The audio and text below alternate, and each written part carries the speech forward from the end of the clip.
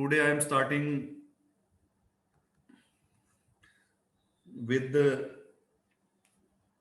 definition of linear combination.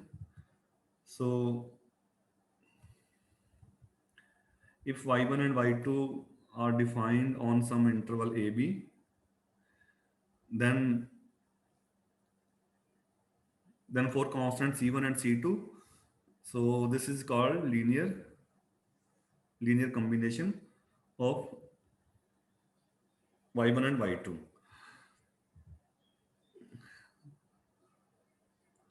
So next term, which is I am saying definition,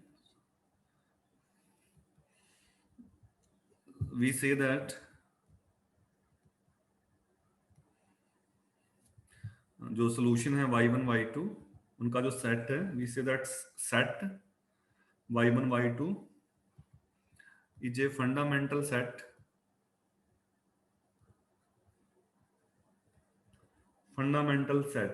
of solutions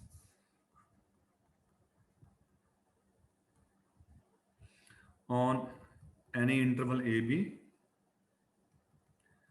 if every solution of homogeneous equation y double prime plus p y prime plus qy equal to uh, 0 on ab can be written as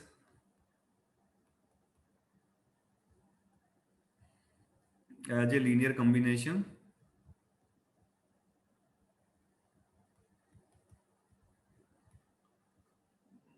of y1 and y2.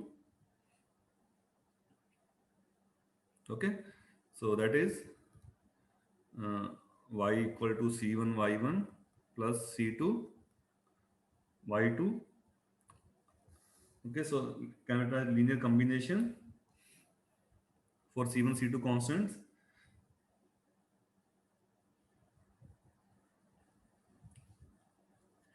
In this case,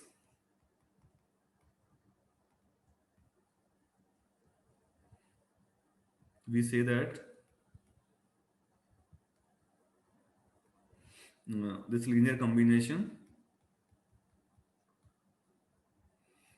is a general solution on AB. So you can write this definition after uh, Abel's formula. There is no problem. So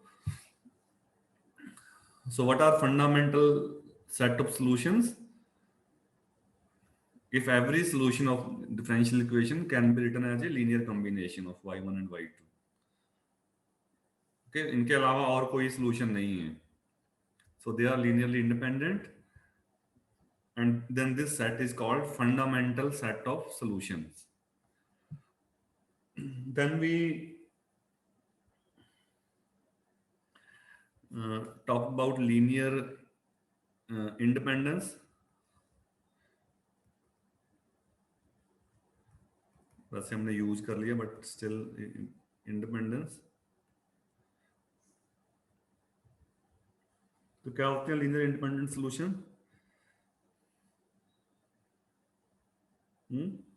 sir if c1 y1 plus c2 y2 is equals to 0 तो तब c1 और c2 0 होना चाहिए. So we say that two functions y1 and y2 are linearly independent on interval ab if क्या होना चाहिए? Language में आप ये भी कह सकते हो, so they are not constant multiple of each other. ठीक है, और वैसे क्या लिखते हो?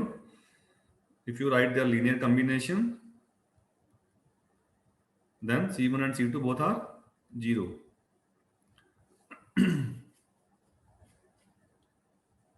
So you cannot write one as a constant multiple of other. जैसे मैं एक solution sin x, ठीक है, दूसरा cos x है, तो ये li होंगे sin और cos. Can you write sin x equal to some constant cos x or vice versa? No, sir. नहीं लिख सकते ना. So they are not linearly independent. अच्छा, अगर y1 0 हो,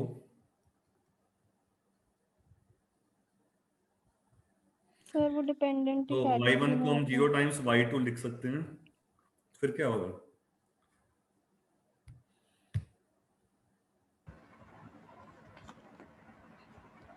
फिर लीनियरली डिपेंडेंट, हैं?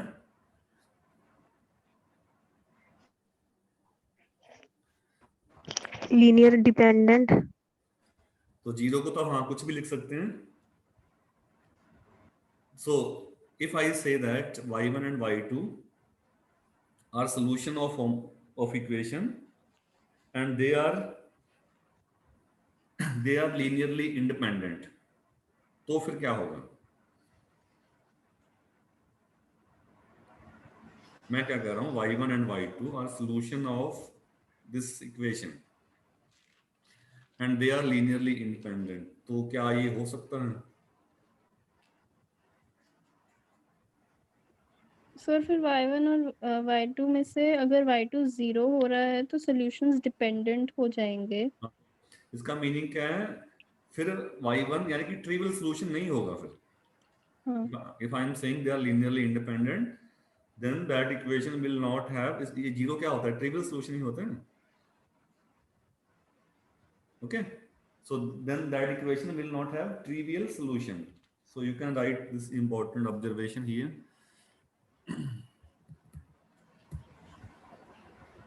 Just you can write here. पढ़ ले.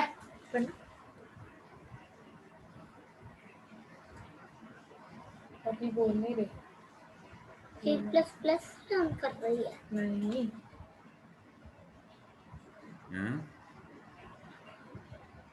Ordinary differential equation.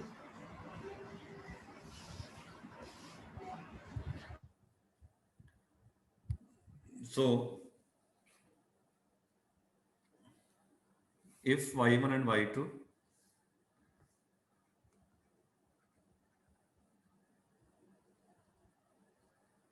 defined on AB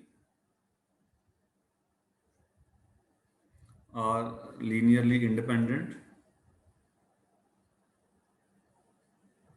then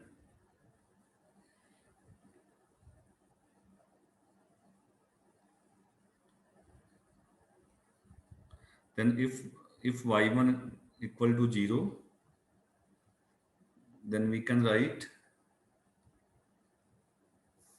then you can write y1 equal to 0 times y2, that is the equation won't have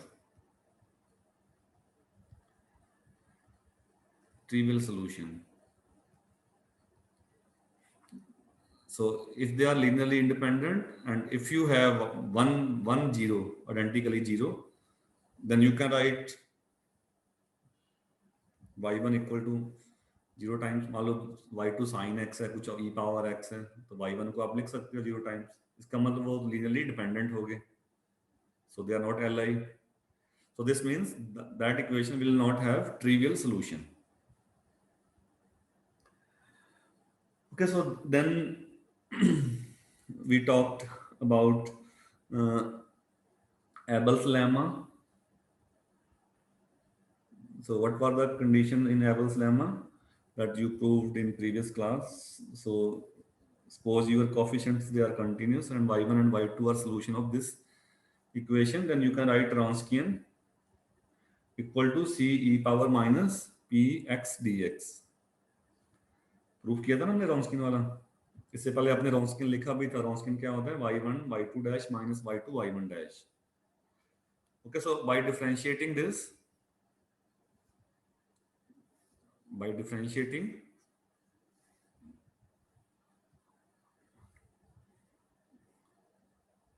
So since y1 and y2 are solution, so you can write they will satisfy the equation.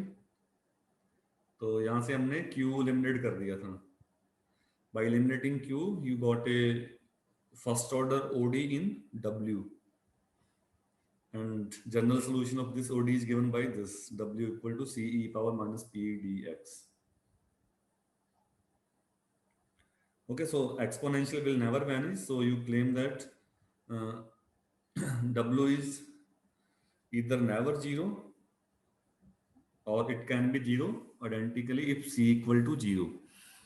तो इसमें एक मैं remark add करना चाह रहा हूँ. शायद आप लोगों ने ग्रेजुएशन में पढ़ा होगा. If x0 is any point in AB, then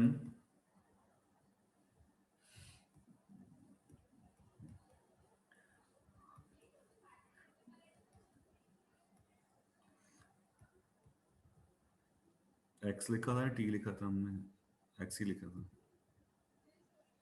x0 to pt dt. ये बता सकते हो कैसे है?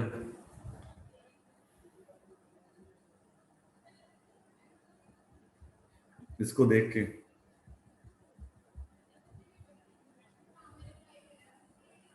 जो आपने इंटीग्रल किया है, मतलब ये IVP है. So you can do definite integral from x0 to some point.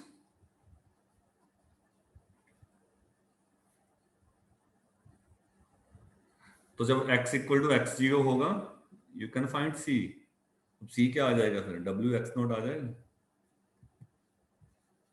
ये लिखा हमने.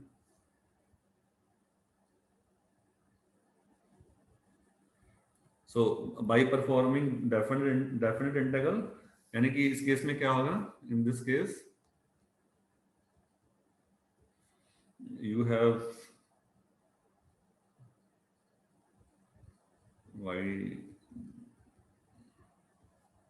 double prime plus py prime plus qy,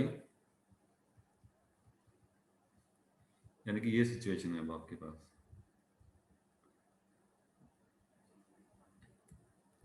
You have initial value problem.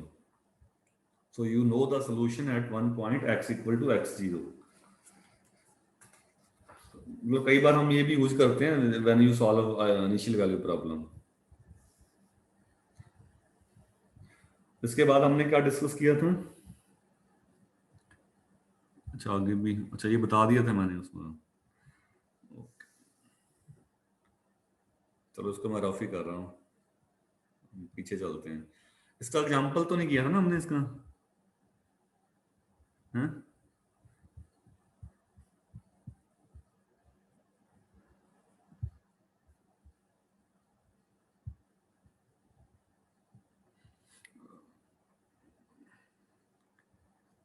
Mute.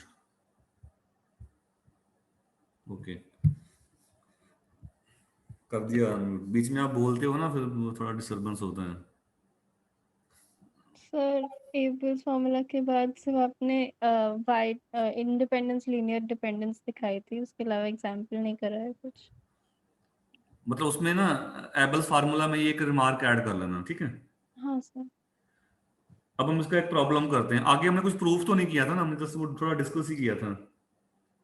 Yes sir. Proof कर लेते हैं फॉर्मूलेज को, ठीक है? उसको काट देना चाहिए आप. सर एबल्स फॉर्मूला का प्रूफ करा दिया था. ये तो कर दिया हमने, ठीक है? उसके बाद रिमार्क लिख दो एक, ठीक है? ओके. रिमार्क लिख दो कि if you have one point in domain then you can write Wronskian in this form. So quickly we can solve one example कि निकालना कैसे है. For example you have this second order differential equation. So y1 and y2, these are two solutions.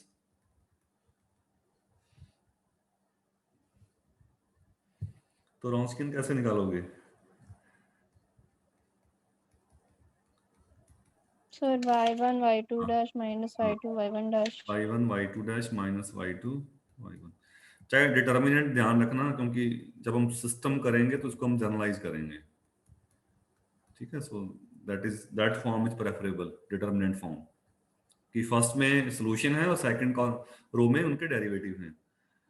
तो इसको solve कर लेना, ठीक है। y1 y2 dash, so you got -2,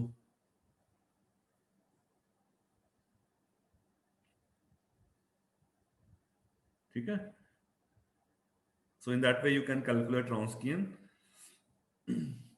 इसके बाद हमने एक थ्योरम आपको दिया था प्रूव करने के लिए, हाँ।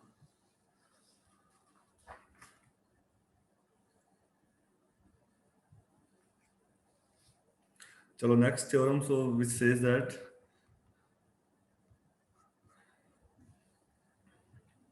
this talks about linear independent and Wronskian.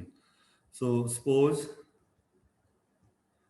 P and Q, sir theorem लिखवाया था आपने, if y1 and y2 are two solutions of the IVP, उसको then there are उसको काट then दो, they उसको काट दो, दोबारा करते हैं इसको, ठीक है। ठीक। थोड़ा डिफरेंट वे में करते हैं उसको। Suppose P and Q are continuous functions on interval AB, and let वही चीज है y1 and y2 be solutions of this equation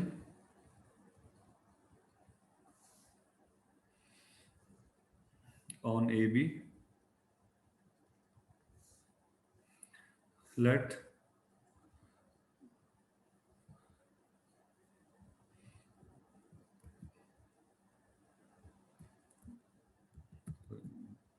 हो गया। So then y1 and y2 are linearly independent on AB if and only if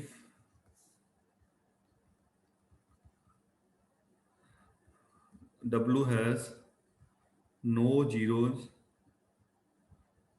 on AB. If and only if, चाहे आप लिख देना, if and only if Wronskian W has no zeros on interval AB. Zeros का meaning क्या होता है? Root, जैसे sin x है, sin x 0 पे 0 बनता है, तो 0 उसका रूट है, रूट को जीरो भी बोलते हैं। पाई पे 0 बनता है, ठीक है। e power x है, that don't have any zeros, okay। So you have second order linear homogeneous equation, y and y2 are two linearly independent solution if and only if Wronskian has no zeros on AB. This means Wronskian will never vanish at inside that interval AB. So you have to prove the theorem in two ways. यही हम last बार discuss कर रहे थे। दो वे में proof करना है। Wronskian has no zero, तो फिर LI प्रूफ करना है, और LI है तो फिर Wronskian has no zeros. So let us consider the equation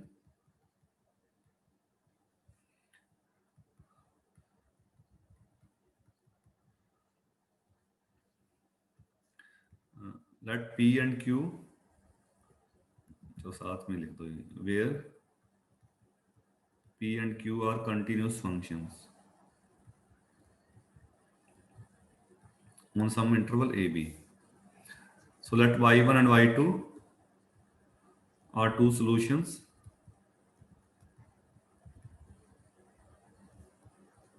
of, इसको नंबर 1 लगा देना, of first, then the Wronskian is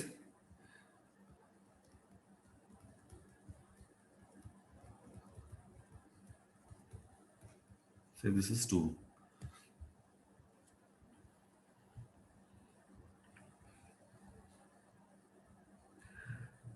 So firstly we let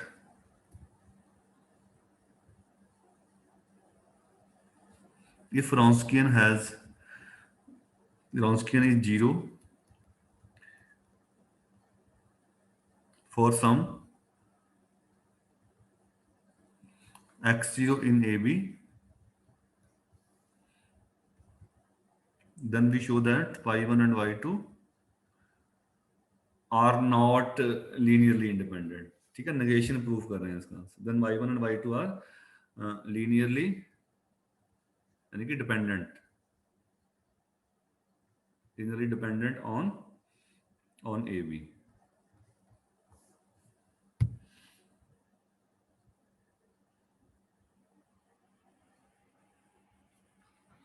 Okay, so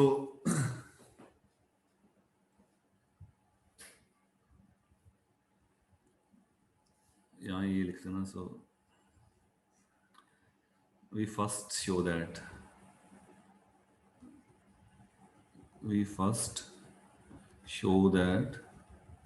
if Wronskian is 0 at some point x0, then y1 and y2 are linearly dependent on AB. So let us take an interval, be a subinterval of AB on which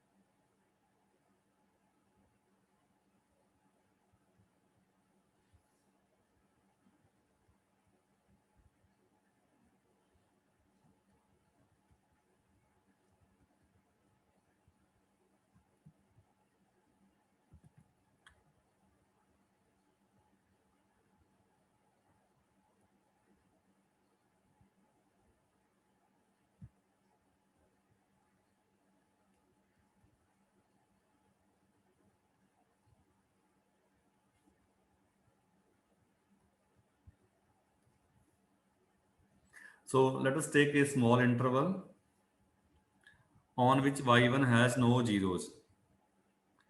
So if y1 has zeros, as I discussed previously, then these y1 and y2 are linearly independent. इसका meaning है then you can define, फिर हम ये लिख सकते हैं y2 by y1 जो dash है. अब इसको एक्सपैंड करोगे तो क्या आएगा, y1 y2 dash minus y1 dash y2 divide by y1 square. ऊपर वाला बन गया Wronskian divide by y1 square.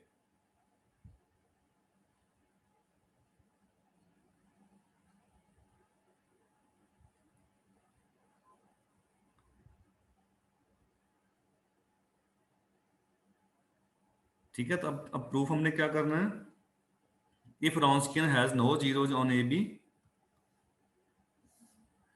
इसका मीनिंग क्या है, एक ऐसा स्मॉल इंटरवल होगा जिसमें ये जीरो नहीं बनेगा. अगर ये जीरो नहीं बनेगा तो लेफ्ट हैंड साइड भी जीरो नहीं बनेगा. So on integrating what you got. Sir एक बार ये समझा दो कि y1 हैज नो जीरो से y1 और y2 li हो गए, तो हमें तो ld शो करना है ना उन्हें. हाँ, तो एलडी है, तो तभी तो हमने कहा है कि हैं शो करना है ld.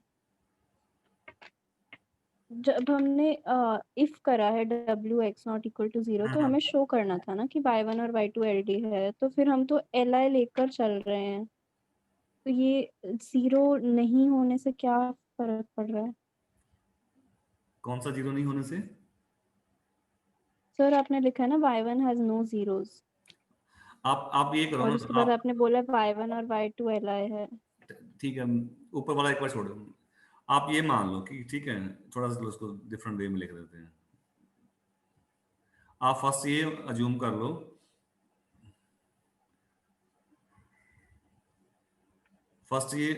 लो, कि जो Wronskian है वो नॉन जीरो है. रॉन्स्कियन नॉन जीरो है, ठीक है। अगर रॉन्स्कियन नॉन जीरो है तो आप y2 बाई y1 ये लिख सकते हो। Yes sir.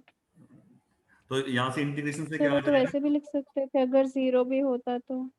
कौन सा, अगर y1 जीरो होता फिर लिख सर सकते थे आप ये। अगर सर y1 नहीं पर w के नॉन जीरो होने से y1 के जीरो होने का क्या लेना देना।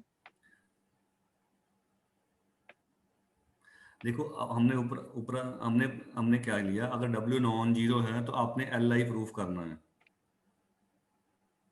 Yes sir. ठीक है। अगर li अगर हो, li की कंडीशन क्या थी, li अगर आपके y1 और y2 सोल्यूशन है, और आपके y1 और कांस्टेंट y2 मल्टीपल सोल्यूशन नहीं है, होंगे एक दूसरे तो के। So they can not be trivial solution, तो वो जीरो नहीं हो सकते। Okay sir. Yes sir. तो अगर वो जीरो नहीं है तो हम ये इससे डिवाइड कर सकते हैं। Yes sir. अब ये तो डेरिवेटिव की प्रॉपर्टी से लिखा है कि ये w बन जाएगा ये, यस सर। ठीक है। अब w बनेगा on integrating what you got, y2 equal to some constant times y1। तो इसका मीनिंग क्या क्या हो गया ये, dependent. So they are linearly dependent. Dependent. तो हमने प्रूफ क्या करना था, उल्टा कर दिया। सर मेरे को सिर्फ जो आपने ब्रैकेट में लिखा है उसका मीनिंग नहीं समझ आ रहा। कौन सा ब्रैकेट में, ये L y1 has no zeros के बाद जो आपने ब्रैकेट में y1 और y2 और li लिखा है उसका लॉजिक नहीं समझ आ रहा बस। ये वाली ब्रैकेट में लिखा है, ये वाला, यस सर। ये इसमें हम ये बताना चाह रहे थे कि अगर आपने ऐसा, हमने हमने रॉन्स्कियन को नॉन जीरो लेके आपने प्रूफ क्या करना है, सर आपने करा है कि if w(x0) is 0 then we have to show that y1 and y2 are LD। हाँ तो तो हम उसके हम साथ हम li क्यों ले रहे हैं हम हम। ऑन द कॉन्ट्राडिक्ट शो कर रहे हैं कि मैं हमने क्या, हमने प्रूफ तो करना था कि डब्ल्यू एक्स नॉन जीरो अगर है तो यस वो सर। लीनियरली इंडिपेंडेंट है। तो यस सर। मैं कॉन्ट्ररी क्या प्रूफ कर रहा हूँ कि अगर डब्ल्यू वैनिश हो रहा है, एट सम पॉइंट अगर तो डब्ल्यू उसकी वैनिश वजह हो से रहा है LD हो तो ये जाएगा। दोनों एलडी हैं, ओके ठीक है। सर। तो प्रूफ बाय कॉन्ट्राडिक्शन कर रहे हैं हम, ओके सर। ठीक है। ये तो तभी मैंने इसको लिखा नहीं ना, मतलब ये हमने हिडन है कि आपने कन्वर्स प्रूफ कर रहे हैं कि अगर आपका W जीरो हो किसी पॉइंट पे, अगर W जीरो हो इन दैट पॉइंट दो सॉल्यूशंस आर लीनियरली डिपेंडेंट, ठीक है। So on integrating you got y2 equal to constant multiple of y1, that is they are linearly, और कल मैंने वैसे आपको रिजल्ट यही लिखाया था, linearly dependent to avoid any confusion. So now you can extend that interval, सब interval पे लगाया है उसको आप एक्सटेंड करते रहो आगे। सो नेगेशन में प्रूफ कर दिया। अब दूसरा कन्वर्स क्या बनेगा इसका,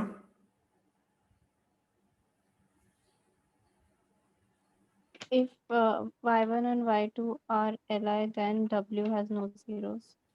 हाँ तो वो प्रूफ इसी लाइन में है, बताओ क्या होगा।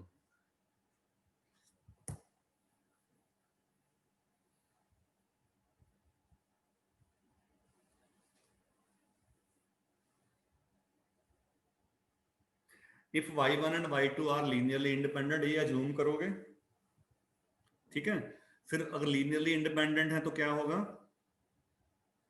वो ट्रिवियल सॉल्यूशन नहीं होंगे, वो जीरो नहीं होगा, ठीक है। अगर जीरो नहीं होगा तो आप ये लिख सकते हो same line,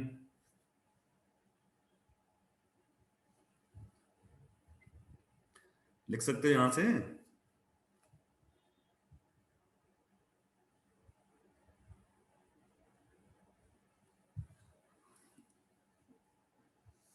late us suppose y1 and y2 are, आगे लिखते हैं, on the contrary let us suppose y1 and y2 are linearly independent on AB, then y1 will not be 0. क्यों नहीं होगा? अगर ये 0 होगा तो फिर तो LD बन जाएंगे ये. So in that case you can write sir not होगा ना, क्या? आपने आइडेंटिकली Sorry, जीरो लिख दिया, then y1 not identically not 0 on AB. किसी एक को ले लो आप, ठीक है. अब वो जो पहले हमने लिखा था वो वाली चीज लिखो. So you can write y2 by y1 dash equal to y1 y2 minus y1 y2 upon y1 square. So ये बन गया Wronskian divide by y1 square. इससे कह सकते हो Wronskian नॉन जीरो होगा. अच्छा, अगर Wronskian जीरो होगा फिर क्या होगा? प्रूफ तो वही है पिछले वाले, LD हो जाएगा। LD हो जाएंगे. Okay, so if Wronskian is zero at some point, then you can write before. So y2 will be, which is contradiction.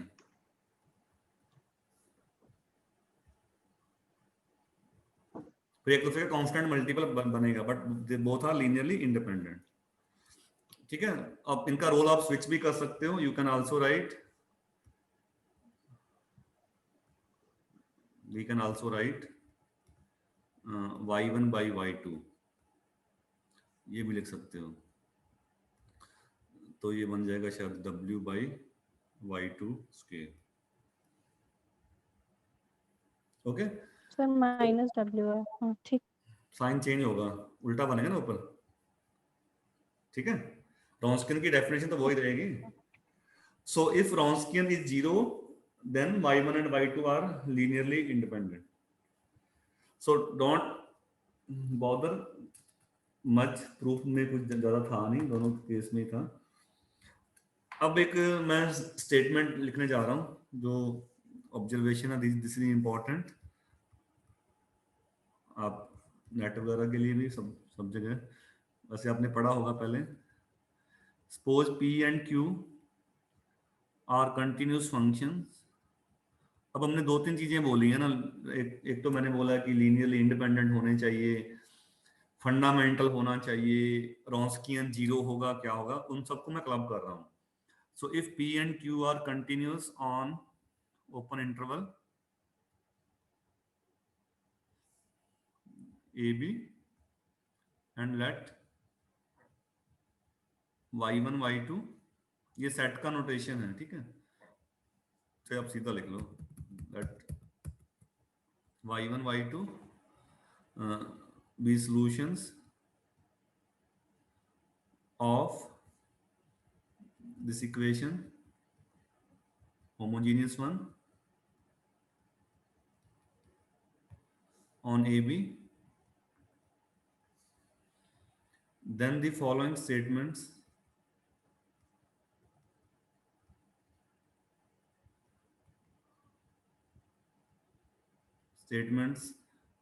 are equivalent. Equivalent का मीनिंग क्या होता है? एक ट्रू होगी तो First implies So, second. so either they all are true or they are all are false. Okay. तो जो important observation है हमारा फर्स्ट स्टेटमेंट है, the general solution of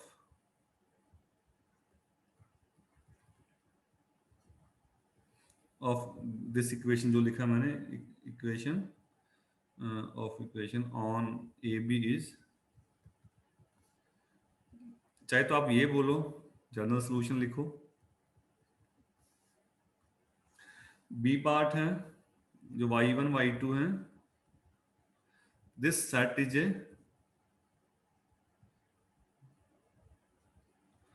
fundamental set of solutions on a b, चाहे आप ये बोलो. और फंडामेंटल है तो लीनियरली इंडिपेंडेंट है, they satisfy the equation, so they will make general solution. So चाहे fundamental set of solutions बोलो, और जो y1 y2 हैं, they are, जहाँ जो सेट की बात करो, this set is linearly independent.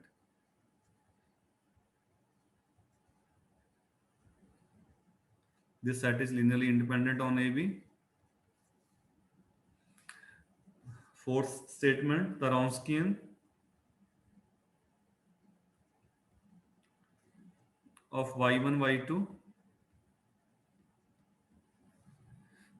is non-zero at some point in AB. और आगे है the Wronskian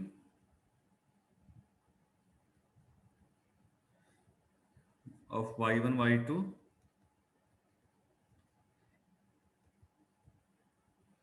is non-zero at all points in AB.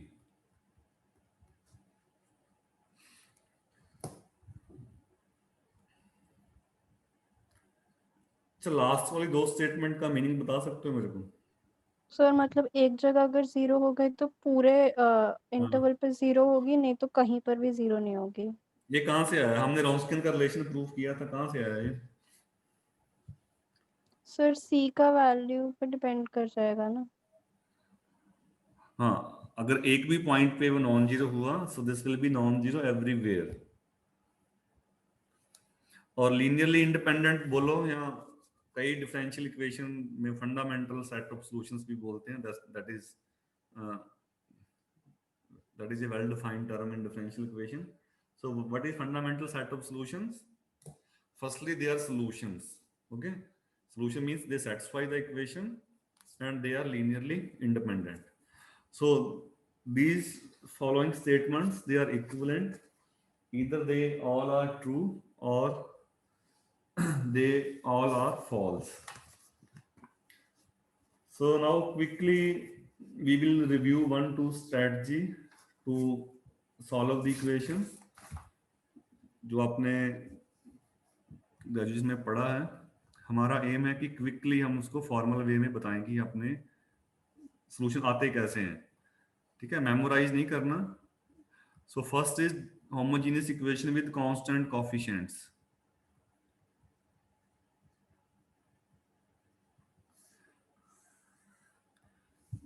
So constant coefficient का मीनिंग क्या होगा? यू विल कंसीडर जो पी क्यू थे उनकी जगह मैं लिख रहा हूं a b, so they are constant. Okay, so this is linear constant coefficient equation. So we can assume, देखो आइडिया इनका वन डायमेंशन से ही है, जैसे आप वन डायमेंशन में सॉल्व करते हो, इस टाइप की लीनियर इक्वेशन है, तो सॉल्यूशन क्या मिलता है आपको? एक्सपोनेंशियल की पावर में मिलता है, ई पावर एक्स में समथिंग। ये सब जगह ट्रू है, सेकंड ऑर्डर में भी ट्रू है, सिस्टम में भी इसी टाइप का मिलेगा। If you have linear equation with constant coefficient, then you can think solution in e power something that we assume. Fit करके देखेंगे, अगर आपको आर मिल गया तो ठीक है, नहीं मिला तो हम कह देंगे this is not a solution. So you can assume solution in exponential form and you need to find R. So from this you got, ये हमने शुरू में थोड़ा सा डिस्कस किया था वैसे, so R square e power RX equation में फिट कर दो गिवन इक्वेशन में, तो ये e power RX कॉमन आ जाएगा। Okay, so this, since e power x is never zero, so we have ये साथ में जो क्वाड्रेटिक है दैट कैन बी जीरो। इसको हम बोलते हैं ऑक्सिलरी इक्वेशन या कैरेक्टरिस्टिक इक्वेशन, ऑक्सिलरी इक्वेशन और कैरेक्टरिस्टिक इक्वेशन। सो क्वाड्रेटिक है, 2 रूट होंगे, लेट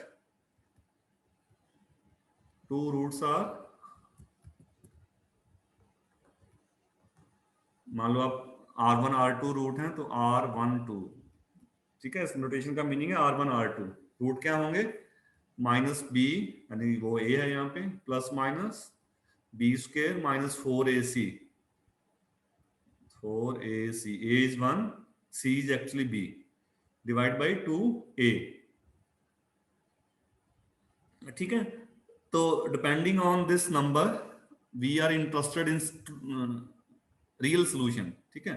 तो ये फैक्टर डिसाइड करेगा, इफ a square minus 4b is positive you got real solution, ठीक है। अगर ये नेगेटिव होगा तो इमेजिनरी मिलेंगे, जीरो भी होगा, जीरो होगा तो आपको एक ही r मिलेगा विच इज -a/2, दूसरा हमें निकालना पड़ेगा फिर, ठीक है। So depending on situation, so we have 3 cases.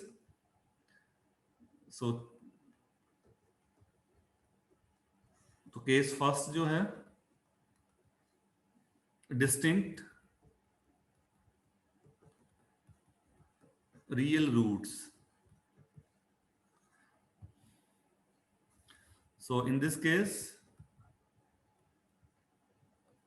a square minus 4b will be positive greater than 0.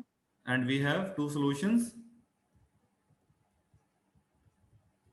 पहला क्या है, इसको लिख लो y1 लिख लो, so y1 equal to e power r1 डाल दो उसमें, और सेकंड क्या होगा e r2x, so you got 2 solutions।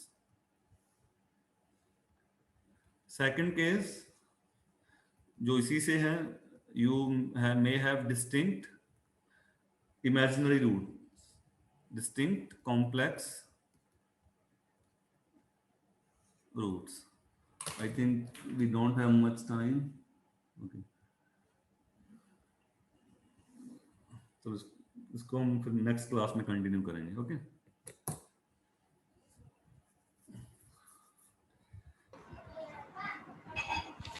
So we will continue in next class। आ जाना 4 o'clock। Yes.